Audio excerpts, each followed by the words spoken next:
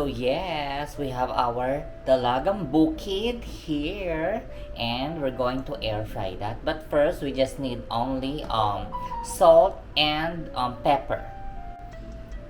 So let's just add some salt. Well, nalinis na actually. It's clean. Tinanggal na ng mga kung ano-ano yung ating Dalagang Bukid. And pepper.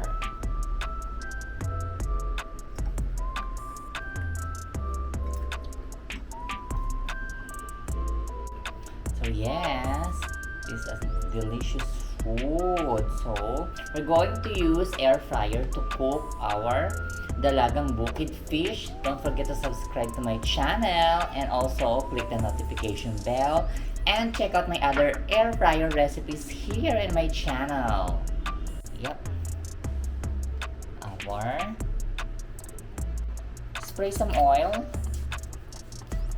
Minimal. That's the good thing about air fryer. You don't have to deep fry our the foods. Alright, time to air fry 200 degrees Celsius and let's have it for first 15 minutes.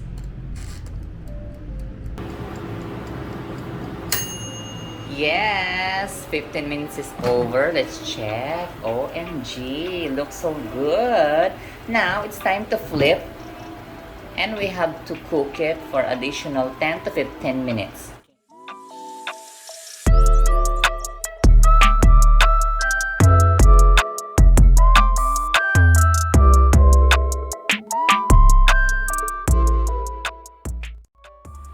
Minutes.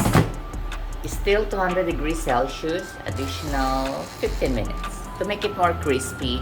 And also, this recipe, this fish, you can mix it with sarsyadong isda or any sinabawan.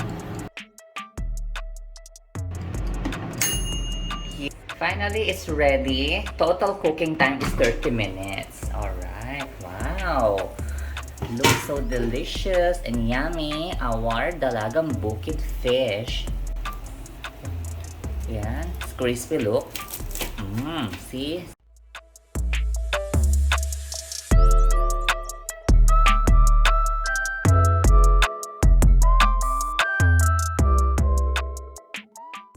So mix it with sarsyadong isda recipes like egg and tomato soup with onion, and top of it we have our Dalagang Bukid.